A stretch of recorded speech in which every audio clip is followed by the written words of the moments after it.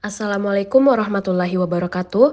Kami dari kelompok 11, kami ingin membawakan contoh metode implementasi pada SDLC, di mana studi kasus yang kami ambil yaitu aplikasi pengelolaan musik playlist sederhana berbasis web.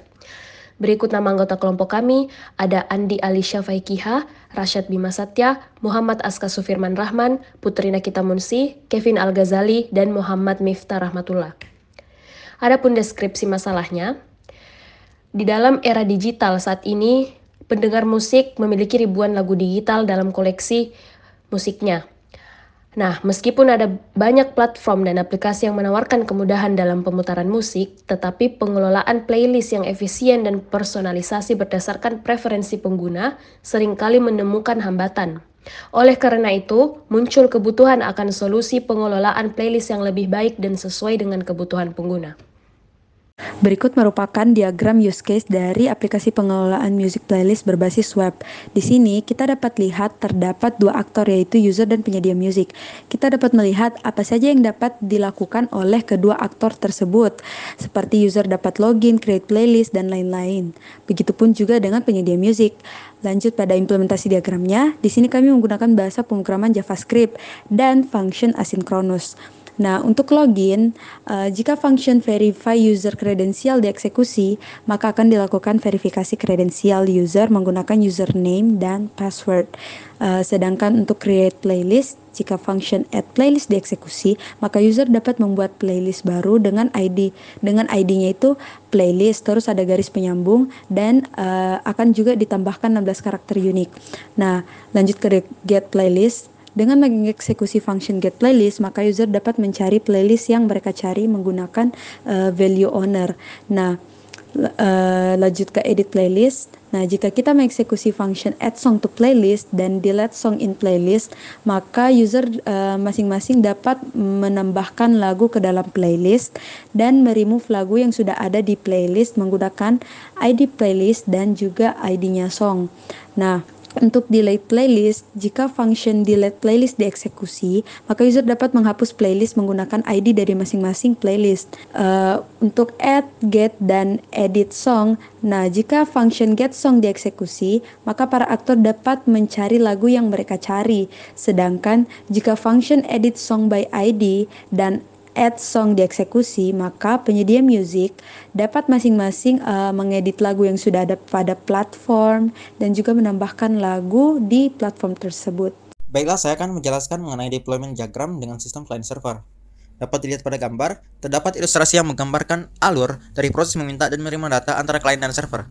Mulai dari klien, ketika pengguna ingin mengakses atau mengubah data, mereka akan mengirimkan permintaan yang bisa berupa metode get, post, put, atau delete. Permintaan ini diterima oleh web server. Dalam hal ini, kita memakai Node.js dan Express.js atau HAPI.js sebagai backend-nya. Web server ini kemudian berkomunikasi dengan database yang terkoneksi dengan PostgreSQL untuk mengambil atau memodifikasi data sesuai permintaan. Setelah itu, respons dari database dikirimkan kembali melalui web server ke klien dalam bentuk data yang diinginkan. Proses inilah yang kita sebut sebagai API atau Application Programming Interface.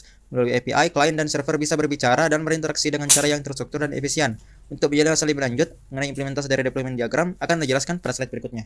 Selanjutnya, untuk memahami bagaimana klien dan server saling berkomunikasi, mari kita ambil contoh metode get yang berfungsi untuk menampilkan data playlist. Dapat kita lihat pada gambar di sebelah kanan, pada sisi klien, kita memanfaatkan fungsi fetch untuk memanggil endpoint yang sesuai pada server, seperti yang tertera pada gambar di sebelah kiri bawah. Terdapat metode get dan mempunyai endpoint API/playlist, dan endpoint tersebut haruslah sesuai dengan endpoint yang terdapat pada fungsi fetch di klien, agar dapat saling terkoneksi. Setelah dihubungkan melalui fungsi fetch, data yang diambil dari server akan mengembalikan respons dalam bentuk format JSON.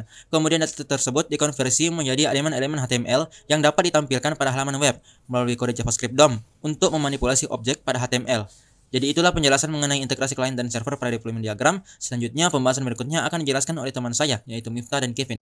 Baik, terima kasih. Berikutnya saya akan menjelaskan implementasi kode klien pada deployment diagram view. Kodenya kalian bisa lihat pada PPT. Kode tersebut adalah untuk halaman login dalam aplikasi web. Ia menggunakan use state untuk mengelola state email, password, dan pesan kesalahan. Ketika pengguna mengirimkan formulir login, komponen ini mengirimkan permintaan HTTP post ke server dengan URL http localhost 500 login.